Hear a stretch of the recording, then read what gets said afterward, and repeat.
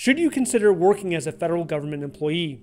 I sat down with a guide to get the truth on what it's like to be a government worker. The company that we're focusing on today is the Environmental Protective Agency, EPA, which is headquarters in DC.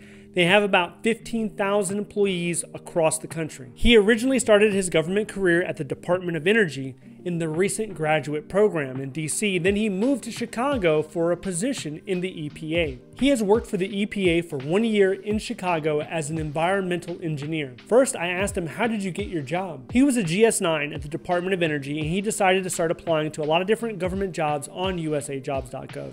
And his resume was from the Resume Builder.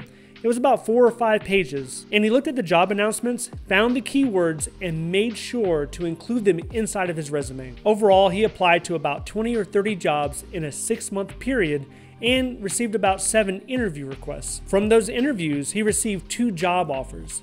They were both GS11 positions. One was in Chicago and one was in DC, and he decided to go to Chicago. He was already in DC, but he had family issues. His family lived in the Midwest region, so he wanted to go to Chicago to be closer to his family. For the job that he has now, he went through 2 interviews, and they were both on Microsoft Teams, so it was a virtual interview. He thought it was pretty challenging. A lot of the questions they asked him were behavioral, situational. What would you do in this situation? The interview was more about the soft skills, less about the technical skills. I asked him what could help somebody get hired at the EPA. Well, first he said EPA is looking to hire a lot more people. They experienced a decline in the last 3 or 4 years, so they're trying to beef up their agency.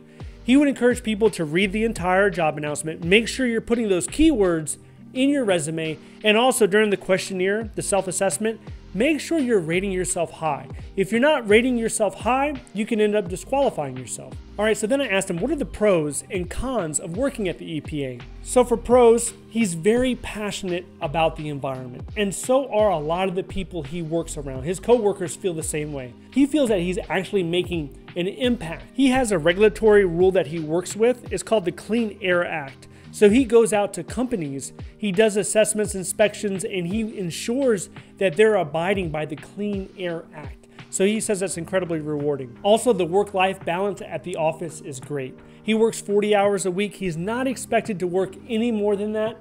Whenever he puts in a leave request, 100% it gets approved. Now, for the cons, in the previous administration, they were not letting a lot of the SESs that were appointed, politically appointed executives in that agency, they were not allowing the workers to do their job to the fullest extent. So politics can really get in the way with an agency like the EPA. And like with any federal agency, there's a lot of red tape. There's a lot of bureaucracy that you have to go through. So you might have a paper that needs to get signed and you need about 15 signatures on there, and everyone has their own process.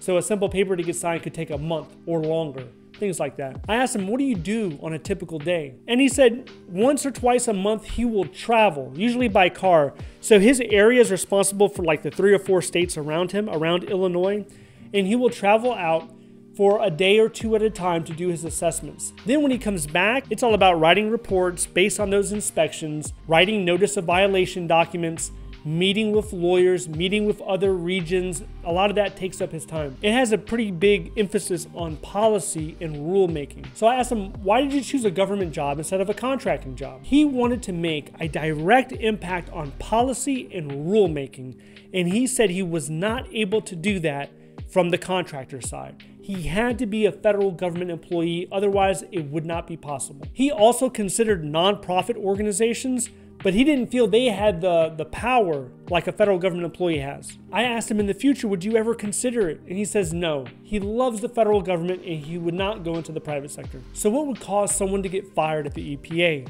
Well, once you have tenure, and when we talk about tenure, we're talking about 3 years in the government, in the competitive service, you have tenure. With that, it's going to take a long history of poor performance in order to get somebody terminated. Or you could deliberately falsify a report. One of his inspection reports, if he falsified that and he was caught, that could be grounds for termination. Same thing if you falsify a time card. You know, deliberate acts of trying to deceive or lie or cheat the system. I asked him, do you plan on changing jobs anytime soon? And he said no, that he's pretty happy as it is right now. He's getting his GS12 promotion here in a couple of days. And then maybe in about 3 or 4 years, he might consider going back to DC. The main reason why is most of the promotion potential, most of the growth opportunities, it happens in the DC area. If you want to be a GS-15 or a senior executive, if those are your ambitions, people with that type of mindset, they are gravitated back to the DC area. And then I asked him on a scale from 1 to 10, 1 meaning you hate your job, 10 meaning you love your job, how would you rank your current position at the EPA? And he said he would give it an 8 out of 10. Now, if you're looking for a better job, you're open to federal government opportunities, maybe you're open to contracting opportunities, and you want to know more about what that's like. How's the contracting side? If that interests you, I want you to watch this video next. If you would like to see more videos like this, please click like and subscribe. Thank you so much for watching, and I'll see you in the next one.